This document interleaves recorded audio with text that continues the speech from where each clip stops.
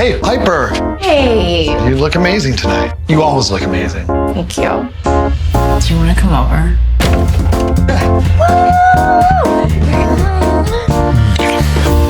Last night was really special.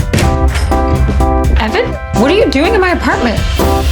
You're dating Evan Ebert? We are not dating. It was a one-time thing. This morning I was barf city. I think it's just like something I ate. It's either that or you're pregnant. Are you pregnant? No. They're both positive. Oh, God! I know who the father is! Kevin's not that bad. Are you kidding me? Yeah, I'm trying to lighten the mood because you let Steve from Blue's Clues enter your body. What if I met a fantastic guy and then we have sex and then he thinks the baby is his? Oh my God, Evan. Of course you're my Uber driver. It's not exactly how I envisioned our second date. Hello, my name is Michael Morley, and I'm here to review Plan B, directed by Brendan Tambury, who was the associate producer on a movie that I really like, Hereditary. This is his first directorial debut. It's a comedy about a woman that gets pregnant to her goofy neighbor. It stars Jamie Lee, John Heder, Shannon Elizabeth, and Tom Berenger.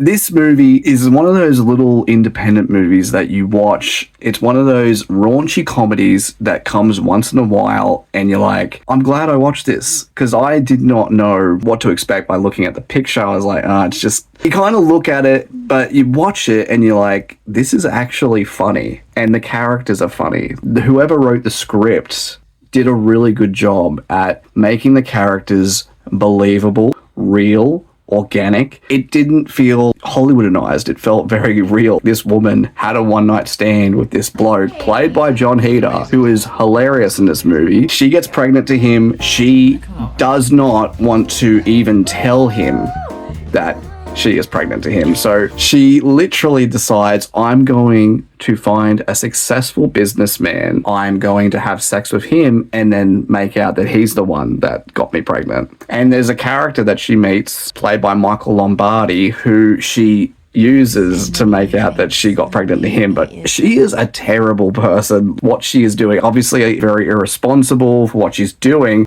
Her character has a transition. She transitions from this immature character to becoming grounded in the end. She literally grew on me. At the start, I was like, I do not like this character at all. She is a terrible person. And the one person that made her more likable was her roommate. I actually really liked her roommate. I thought, wow, well, she's a decent woman. Why doesn't the neighbor or anyone go for her? She's the decent one here. She's the one that's got a brain on her shoulders. She's actually telling her what she should do. She literally listens, but she's just being a good friend. She's trying to help her, but this movie is kind of ridiculous at times. It is kind of, but you buy it. You do, because she's in this very odd situation. John Heder plays a character that is so childish, but lovable. You know that the way he acts, he's like Steve from Blue's Clues. He literally is like a man-child, but make a great father. So as the movie progresses, things start to shift. And she then decides, well, do I want to be with this guy, or do I actually want to be with the real sperm donor here who got me pregnant? This movie was made for, I could imagine this was an independent movie, so you can just tell there was so much they could do with the locations, but what made it work was the script and the acting. It was really good acting, it was a good script, and they did so much with that, with what they had, with the locations and the shooting and everything. I reckon it's a good time. If you're a person that is looking for a raunchy comedy, and because, look, let's be honest, we don't get many of them these days. They're not around. We don't have movies like Road Trip, American Pie, Forgetting Sarah Marshall, Knocked Up, The 40-Year-Old Virgin. We don't get them, okay? They're non-existent these days. And these type of movies come once in a while. This movie, if you are interested in these type of movies and you want them to come back, give this movie a watch. 7 out of 10. Definition of a man-child. I really want this baby to have a better childhood and upbringing than I had. You're a great guy, but you really need to move on. Piper doesn't like you like that. We slept together. Doesn't that mean anything? know what this is?